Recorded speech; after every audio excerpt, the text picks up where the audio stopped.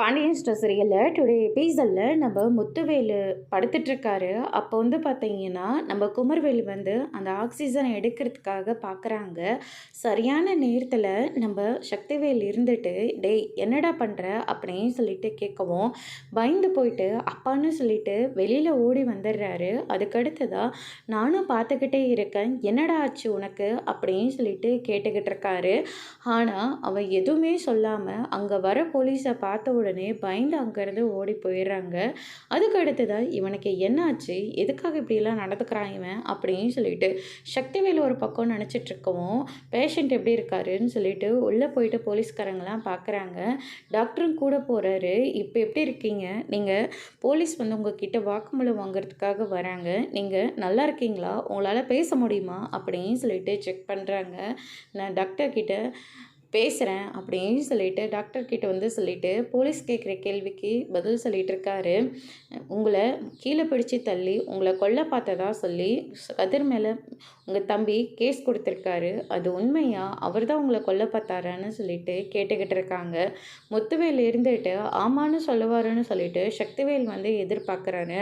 ஆனால் கடைசியில் முத்துவேல் இருந்துட்டு இல்லை, என்னை கொல்ல பார்த்தது கதிர் கிடையாது, சரி கதிர் இல்லைன்னா அப்போ அங்கே என்ன தான் நடந்துச்சு அப்படின்னு சொல்லிட்டு விசாரிக்கவும் கதிரும் நானும் ஒருத்தரை பார்க்கறதுக்காக போனோம். அப்போ வந்து குமார் தான் அங்கே அந்த இடத்துக்கு வந்து தேவையில்லாமல் கதிர்கிட்ட பிரச்சனை பண்ணான். சமாதானம் பண்ண போன என்னை கீழே பிடிச்சி தள்ளி விட்டது குமர்வேல் தான் அப்படின்ற மாதிரி சொல்லிடுறாங்க.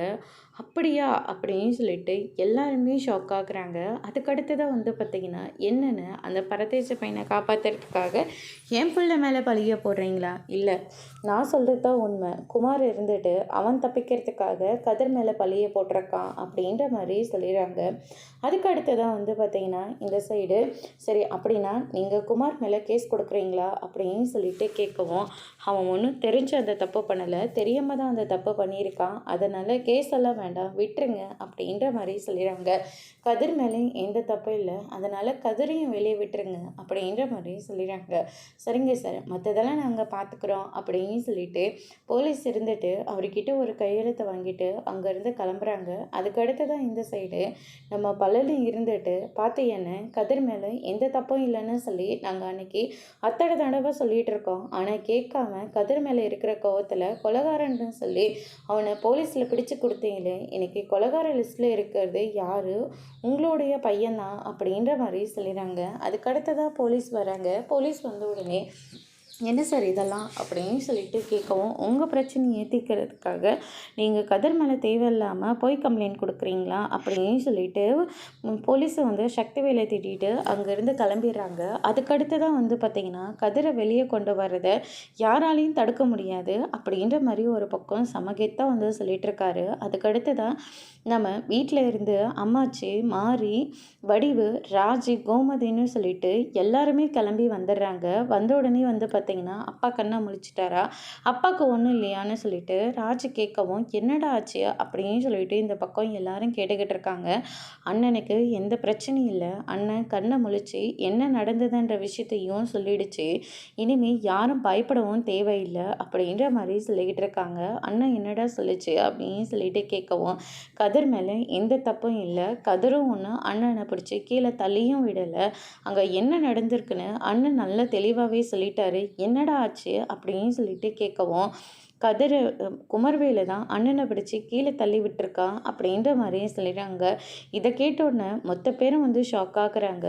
என்ன சொல்லிட்டு இருக்கீங்க குழந்தனாரே அப்படின்னு சொல்லிட்டு இந்த சைடு மாறி வந்து கேட்கவும் ஆமாம் கதிரும் அண்ணனும் இங்கே வெளியில் போயிருக்காங்க, அதை பொறுக்க முடியாத குமர்வேலும் பின்னாடியே போய் சண்டை போட்டிருக்கான், பிரச்சனையை தடுக்க வந்த போது அண்ணனை கீழே பிடிச்சி தள்ளி விட்டதே குமர்வேலு தான் அப்படின்ற மாதிரி சொல்லிடுறாங்க. சொல்லுங்கள், ஏன்னு என் பிள்ளை மேலே நீயும் உன் மகனும் சேர்ந்து அந்த அடி அடித்தீங்களே, இன்றைக்கி என் பையனை நாங்கள் தப்பாக ஒன்றும் வளர்க்கலை, சரியாக வளர்த்து வச்சுருக்கோம், ஆனால் நீங்கள் தான் உங்கள் பிள்ளைய தப்பாக வளர்த்து வச்சுருக்கீங்க அப்படின்ற மாதிரி சொல்லிடுறாங்க. இதை கேட்ட உடனே மாறி ஒரு பக்கமும் சக்திவேல் ஒரு பக்கமும் கூனி குறுகி போய் நின்றுட்டுருக்காங்க. அதுக்கடுத்ததான் வந்து பார்த்திங்கன்னா போலீஸை பார்த்துட்டு ஓடின குமார் இன்னும் வரவே இல்லை, இந்த பரதேச பையனால் எனக்கு தான் அவமானமாக போச்சு அப்படின்னு சொல்லிட்டு சக்திவேல் ஒரு பக்கம் பயங்கர கோவத்தில் இருக்கார். அதுக்கடுத்ததாக வந்து பார்த்திங்கன்னா இந்த சைடு நம்ம மாரியும் கூனி குறுகி போய் தான் நின்னுட்டுருக்காங்க. சரி போயிட்டு அவர பார்க்கலாமா? அப்படின்னு சொல்லிட்டு உள்ள போயிட்டு முத்துவேல பார்க்கறதுக்காக போறாங்க. சக்திவேலும் குமரவேல கூட்டிட்டு வரதுக்காக கிளம்பி போறாரு. இந்த சைடு நம்ம பழனி இருந்துட்டு, நானே ஸ்டேஷனுக்கு போயிட்டு கதிர பார்த்து பேசி கூட்டிட்டு வந்துடுறேன் அப்படின்னு சொல்லிட்டு, இந்த பக்கம் பழனியும் கிளம்பி போயிறாரு. சித்தப்பா நானும் வரேன்னு சொல்லிட்டு ராஜி வந்து சொல்லவும், "நீ போயிட்டு உன் அப்பாவோட இரும்மா, நான் போய் பார்த்து கூட்டிட்டு வந்துடுறேன்" அப்படின்னு சொல்லிட்டு பழனி அங்கேருந்து கிளம்பிறாரு. அதுக்கடுத்து தான் வந்து பார்த்தீங்கன்னா, ஸ்டேஷன்ல இந்த மயில ஆரம்பிச்சு வச்ச பிரச்சனை நம்ம போலீஸ் ஸ்டேஷனுக்கும் வீட்டுக்கும், போலீஸ் ஸ்டேஷன் வீட்டுக்கும் தான் தெரிஞ்சுக்கிட்டு இருக்கோம். அப்படின்ற மாரி சொல்லிட்டுருக்காரு சரவணன். செஞ்ச தப்புக்கு ஜெயிலுக்கு வர்றது வாஸ்தவம் தான். ஆனா நம்பலாம் செய்யாத தப்புக்கு தானே ஸ்டேஷனுக்கு வந்துட்டுருக்கோம் அப்படின்னு சொல்லிட்டு, நம்ம செந்தில் ஒரு பக்கம் சொல்லிட்டுருக்காரு. அதுக்கடுத்து தான் வந்து பார்த்தீங்கன்னா, இந்த சைடு லாயரும் வந்துடுறாரு. நீங்க அந்த குமார ஏதாச்சும் பண்ணிட போறீங்க. அதுக்கப்புறம் கேஸ் இன்னும் பெருசா போயிடும்.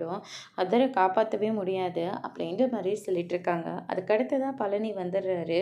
பழனி வந்த உடனே கதிர் கூட்டிட்டு வந்துட்டாங்களா? அப்படின்னு சொல்லிட்டு கேட்கவும், மாமா ஹாஸ்பிட்டல்ல அவர் எப்படி இருக்காரு? அப்படின்னு சொல்லிட்டு விசாரிச்சுட்ருக்காங்க.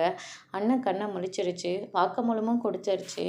அண்ணன கீழ தட்டி விட்டது கதிர் கிடையாது. குமரவேலுன்னு வாக்குமூலம் கொடுத்துருக்காங்க. அது மட்டும் கிடையாது.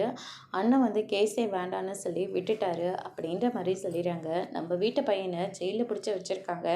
ஆனால் அவங்க வீட்டு பையன் மேலே எந்த கேஸும் கொடுக்காம இப்போ பாரு ஃப்ரீயாக விட்டு வச்சுருக்காங்க அப்படின்ற மாதிரி சொல்லிட்டு இருக்காங்க. எந்த பிரச்சனையும் வேண்டாம், நம்ம கதிரை கூட்டிகிட்டு போகலாம் அப்படின்னு சொல்லிட்டு கதிரை அங்கேருந்து கூட்டிகிட்டு போயிடுறாங்க. அதுக்கடுத்து வீட்டுக்கு போனோன்னே கதிருக்கு ஆரத்தியெல்லாம் எடுத்து உள்ளே கூட்டிகிட்டு போகிறாங்க. அண்ணன் நான் ரொம்ப பயந்து போயிட்டேன்னு அப்படின்னு சொல்லிட்டு ராஜு நம்ம அரசி ஒரு பக்கம் கேட்கவும், எனக்கு ஒன்றும் இல்லை அரசி, அழாத அப்படின்னு சொல்லிட்டு சமாதானம் பண்ணிகிட்ருக்காங்க. ராஜும் ஒரு பக்கம் ரொம்பவே ஏக்கத்தோட கதிரை பார்த்துட்ருக்காங்க.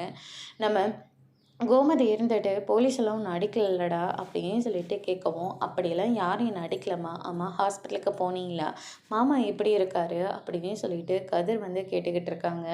அவர் இப்போ ரொம்ப நல்லாயிட்டாரு அப்படின்ற மாதிரி சொல்லிட்டு இருக்காங்க. அதுக்கடுத்து தான் அந்த குமார் செய்கிற தப்பையும் செஞ்சுட்டு தேவையில்லாமல் கதிர் மேலே பழிய போட்டுட்டு போயிட்டான் அப்படின்ற மாதிரி ஒரு பக்கம் செம கோவத்தில் இருக்காங்க. அதுக்கடுத்து தான் வந்து பார்த்திங்கன்னா, இந்த சைடு நம்ம சக்திவேல் இருந்துட்டு குமாரை தேடிக்கிட்டு தோட்டத்து பக்கம் கிளம்பி போகிறாங்க.